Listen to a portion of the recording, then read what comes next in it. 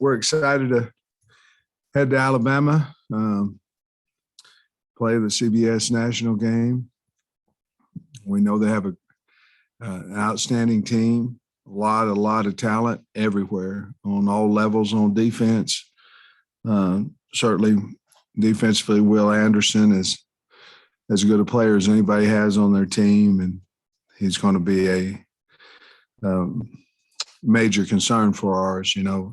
One thing you try to do is not let a difference maker make a difference, and in his case, it's very, very difficult. It's been fun to watch how different teams have tried to approach that problem. None of them having too much success. Obviously, Henry To'oTo'o going over there is a very good player. They're just deep in everywhere on defense. Offensively, big, physical offensive line. A few of those guys over there starting for them, I tried to recruit and lost the battle when I was at Georgia. Obviously, everybody knows about Bryce Young, and Jameson Williams is certainly as good as anybody in the country, fast. I think he's the record holder in the 300 hurdles maybe in the nation and certainly in the state of Missouri. And, of course, then you get to Coach Saban, who, obviously is the best coach in the nation and has been for a long time. So very, very big challenge for us. We're excited that it's going to be an afternoon game and excited to go to Alabama. Coach, I was wondering if there's any advantages in your mind in terms of having just played LSU, who just played Alabama, in terms of how you matched up with those guys and how they matched up with Alabama. Anything you can glean from that? Obviously it was an advantage to us a little bit because, they played each other 2 weeks ago and you're watching tape. You're writing down notes as you're watching tape. You're writing down notes on both sides. So part of that, maybe a little kickstart on, we got in at about 2:45 or so on Saturday night. So that probably helped, or Sunday early morning helped us a little bit. But just not a whole lot to answer your question. Anything on the film jump out to you that maybe you thought you saw something one way that the video turned out to show something different in the last game? No, not a lot. Well, let me say this. I thought Miles Slusher played a really good game. He's getting better each week. Obviously, I said after the game about Mo Brown picking both passes. I made a mistake. I knew Miles picked the pass. It just came out wrong, but certainly want to give him credit for picking that pass. Is a heck of a play. But he's playing really well. I thought John Ridgway played well defensively, but I think we're getting better in the secondary, but our linebackers were outstanding. I mean, they were everywhere, and all three of them, and they played really well. On the offensive side of the ball, I thought KJ Jefferson basically took the game over. I mean, there were so many times he could have been sacked, that we were having problems. We had an MA on one of our protections, 7-man protection. We set it the wrong direction and threw hot off the backside. So we fixed that. And then they were bringing, more than we could protect, which they had shown the week before. But they had dropped linebackers out the week before, and this week they kept them in. And it was just a little bit different. They were more in the zone coverage at that point instead of totally cover zero. I think our wide receivers have to be much more aware of what's going on. We have to have some sights. When there's nobody in the middle of the field, you can't run a route that's a timing type route. The timing is now, and you have to beat your man immediately. You have to get your eyes around. So I thought KB and them had a good answer going to a true slide protection, maxed it up, but at the same time, we can't make a living putting our tight ends on their best pass rusher. We need to help him, which our backs didn't do a great job of doing that. So the penalties are frustrating, very frustrating. We had a lengthy talk about that. I'm not talking about the pass interference on Mo. You guys all know what I'm talking about. I'm talking about the jump off sides, which we had one. legal formation, which we had one, and certainly the flinching and the jumping off sides on the D line, lining up in the neutral zone. So you'll know every single day we have an official there and we have a coach assigned for alignment, and it doesn't seem to be getting a whole lot better. We have to, I don't know how to fix it, obviously. I know how we're trying to fix it, but we have to do something different because it's not getting fixed. We are trying, but it's not getting fixed. And, we've been taking them out of the game. We've been taking them out of practice, but that has to get fixed. You addressed a little bit about what I wanted to ask you. It's your blitz beaters. You have to go into a game with a package of blitz beaters, which we had. Right. And then, so what do you have to do better to make the plays work? And then do you expect Bama to maybe do more based on what they just saw? That's not truly their style. Bama's Bama, and they've beat people for a long time doing what they do. Certainly, they will look at what LSU did against us, obviously. They have some true zero stuff. Coach had it over at Georgia, and Mel brought it in as well. And when he was there, and but it's a different style than what LSU was doing. Basically, we tried to run some screens off of that, and we just missed the linebackers. I mean, we had a screen out to, I believe it was Burks.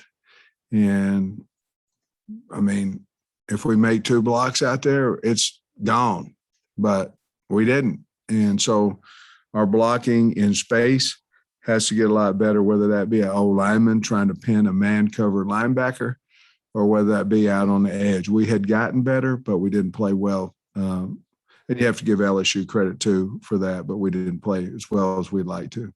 Some of the people who picked your season wins picked it at 6. So you got 7 right now. I know you don't have time to think about that, but you'd be checked on exceeding expectations if people were to evaluate you right now. What do you think about just where you stand, where you're heading?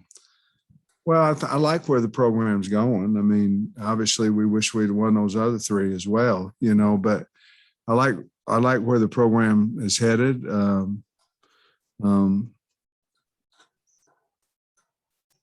We play in the SEC West, which, you got to man up on this side. There's not a game, that's easy over here. That most of the time is not somebody you're playing that's beating a top 25 team or 2 or 3, and in Mississippi State's case, 4.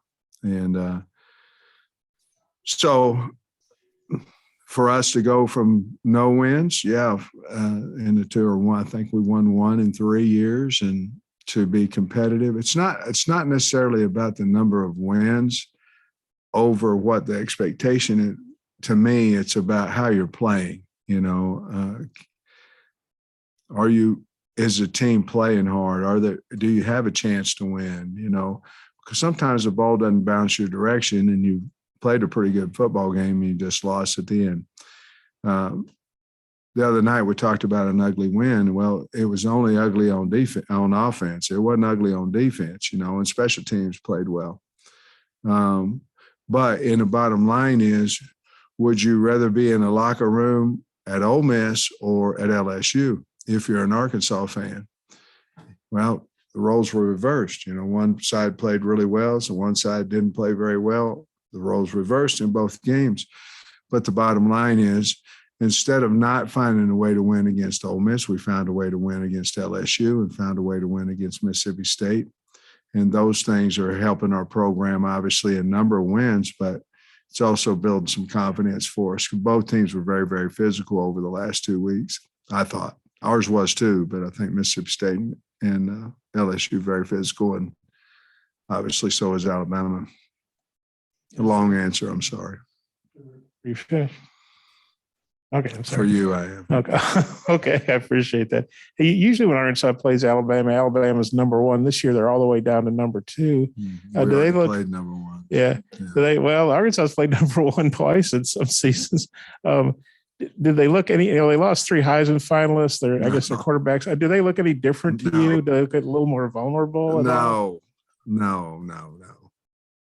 Very, very talented. They have elite skill, big offensive and defensive linemen. They have an elite pass rusher, more than one.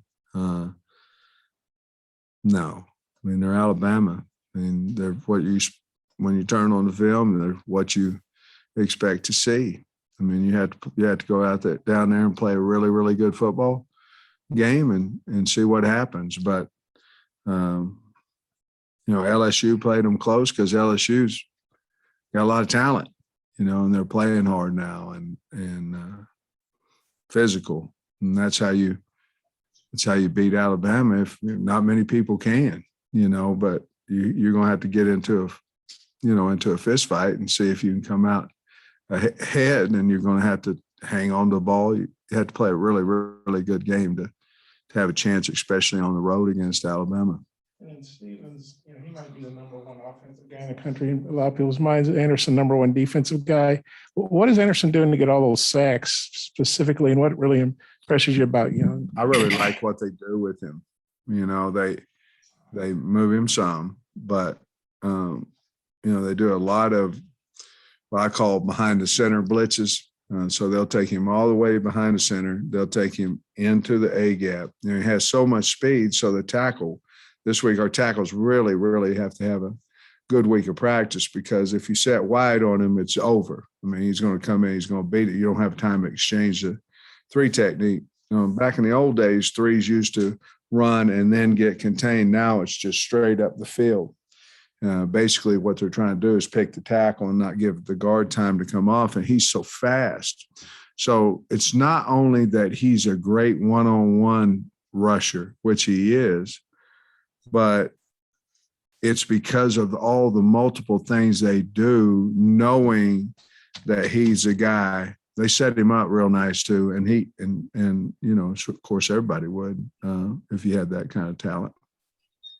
I think you mentioned it after the game that y'all were very multiple defensively against LSU, 3 and 4-man fronts back and forth. Was there something on film that y'all had seen that made you think that would work, or is that something maybe you could continue, the rest of the season? No, I think a lot of it is we felt, we had worked a lot of man-to-man stuff in practice, and we felt like it's time to pressure. And pressure, most of the time when you pressure, unless you're a zone type pressure team, which we're not, then you have to play man on the outside. And we just decided, hey, look, we're going to go to LSU. This is our chance to win. If we can play man-to-man coverage, let's go after him. Not as mobile quarterbacks as what maybe we have seen. And so we decided to go after him, and we held up pretty well man-to-man coverage. I thought Mo Brown played a great football game. I mean, he just really did. I don't know that any of the men that he was covering caught a pass on him. I mean, he was really good.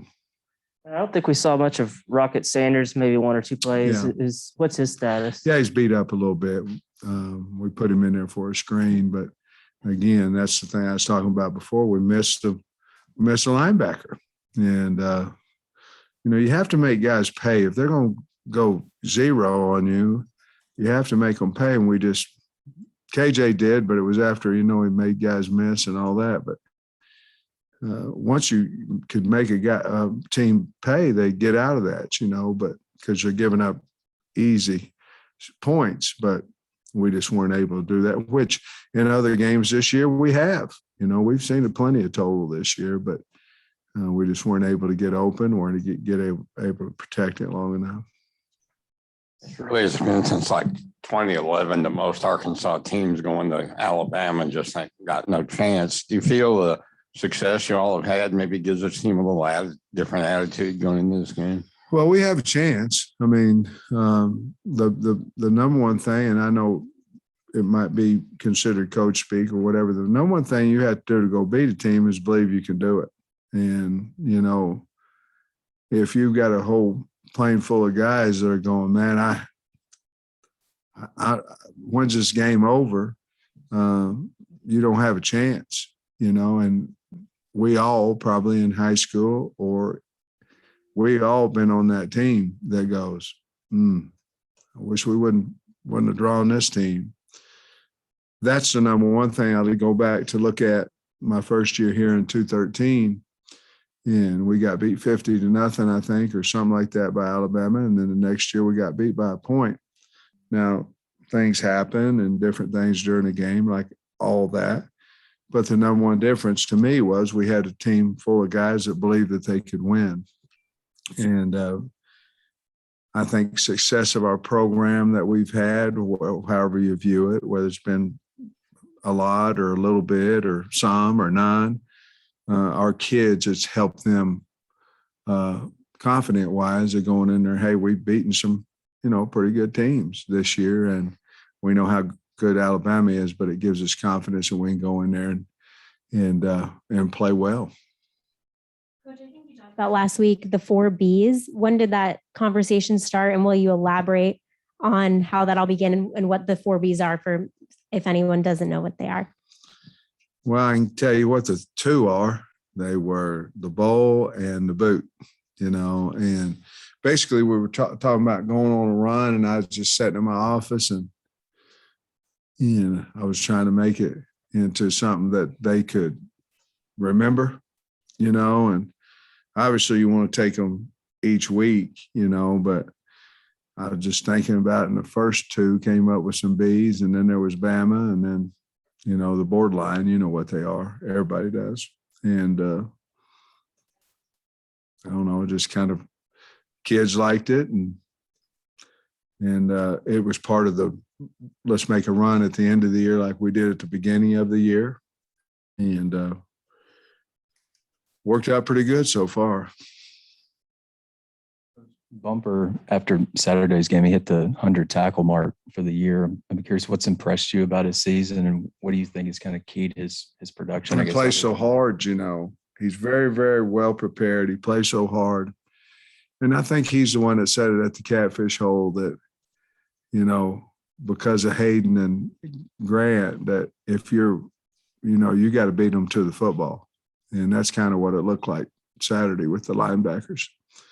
And, he's beat up a little bit last week. And on a Tuesday practice, or maybe it was Wednesday, came back Thursday. And, we didn't know quite his status, but he went in there and played it outstanding. And I'm trying to get him to come back next year.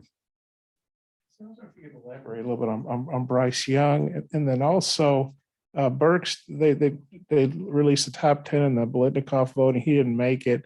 I know he doesn't have some of the numbers for the teams that throw the ball 60 times, but did that surprise you, or what do you think about that? Oh, I'm the worst about awards. I mean,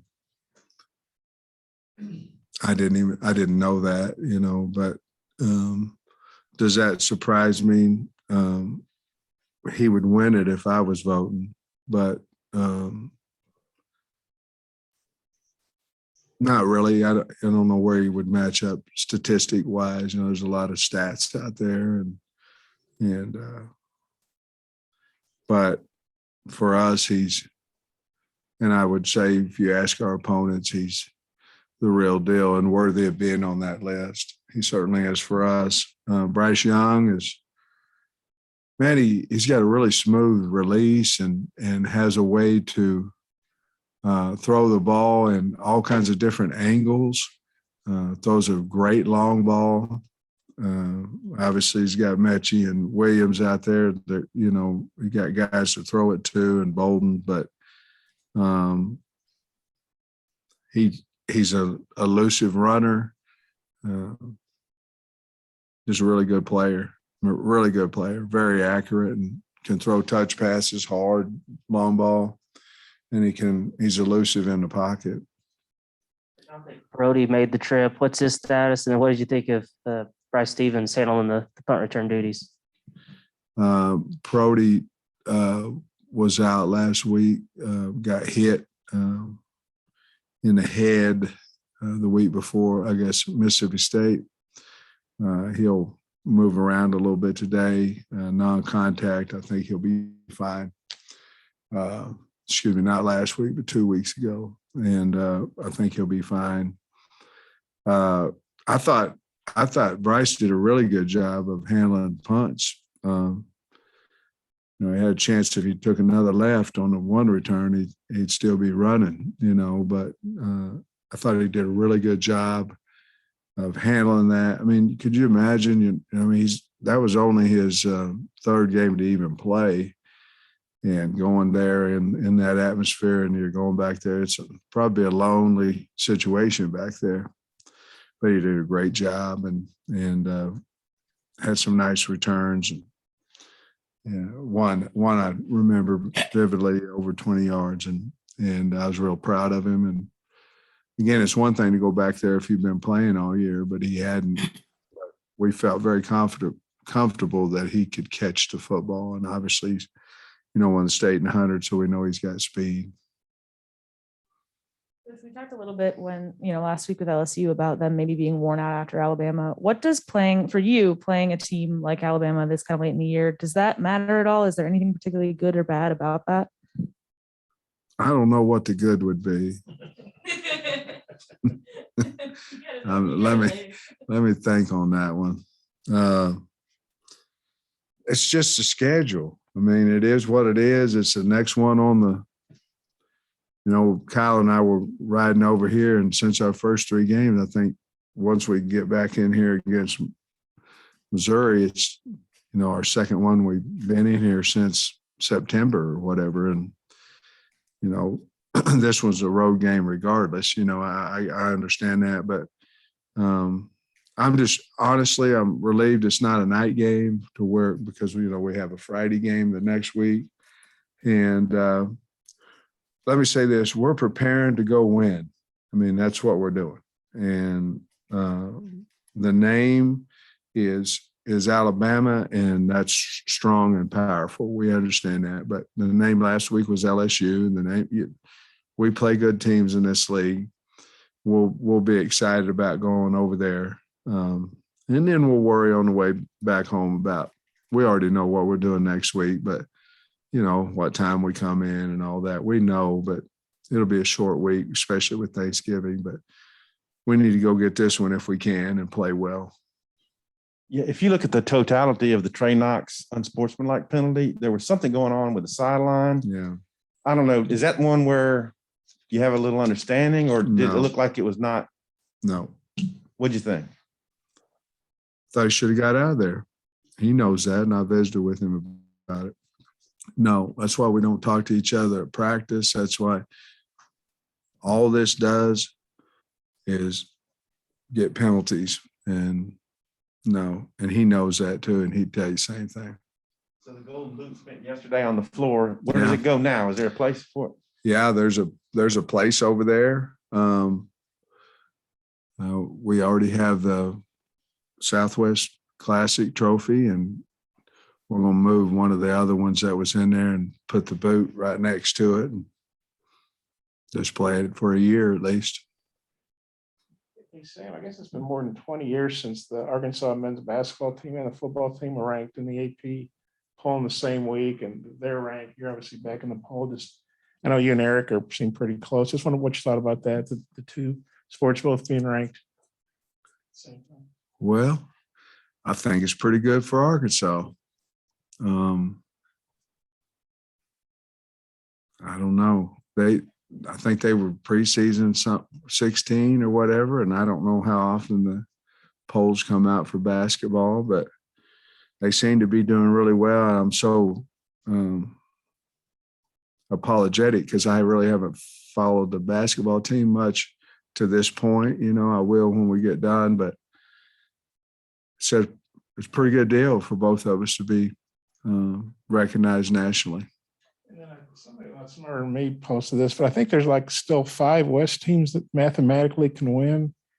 Obviously, you guys got to beat Alabama and make that happen. If they win, they clinch. But what do you think about still being in the title mix with 2 games left? That hadn't happened to Arkansas in a really long time. Yeah, what's hard in I've said it, I keep saying in this league, because I shouldn't say it anymore because I've always said we belong in the SEC West, so I need to quit saying that. But what's hard is when you get to week 11 and you look at your schedule, what you've played, it's hard it's hard to be in that conversation, which we are in a distance, this got to happen, this got to happen, this got to happen. But it's very hard to do. And you have to give the credit to the kids. And, certainly we took advantage of the super seniors, and to have those guys been able to come back, they certainly have helped us. But to still be alive in week 11 in a mathematical situation it's hard to do. And I'm happy that we have that opportunity. So many nail biters this season. And I think the guys after the game, I forget who talked about kind of the preparation for that 2-minute drills. I think it was Cam. What else do you do, if anything, or is it just a mentality thing? How does that help you, if at all, to kind of go into all of these games where anything could happen? I think it's the calm and the belief in the locker room, to be honest with you. And it goes to practice and all those things. But I think it's the presence of, we believe in whatever situation that we're in, that we will find a way to win it. And sometimes you do and sometimes you don't. But I know you won't if you're not prepared. And most of that happens, honestly, to me, in the mind. Now you have to do 2 minutes, you have to do 4 minutes, which, you're trying to get first downs and not give it back to them. Obviously, you have to have some type of overtime, what you're going to do in there. And, so I think you have to prepare them there. But I think a lot of it is just the mind and the belief. And we're in this situation. But we told them when we went to LSU, we're going to win, nothing else. We went to the movies and all that, but the bottom line is we were going to win. And so if you keep talking about that, at the end of the day, I think they start believing, hey, we'll just find a way here. And like I said, it wasn't exactly pretty on offense, which, LSU did the same thing. I mean, they're a good defensive football team. We have to play better. But to answer your question, I think a lot of it, we do practice it, but we talk a lot about it as well. Thanks, Greg. Thanks, everybody.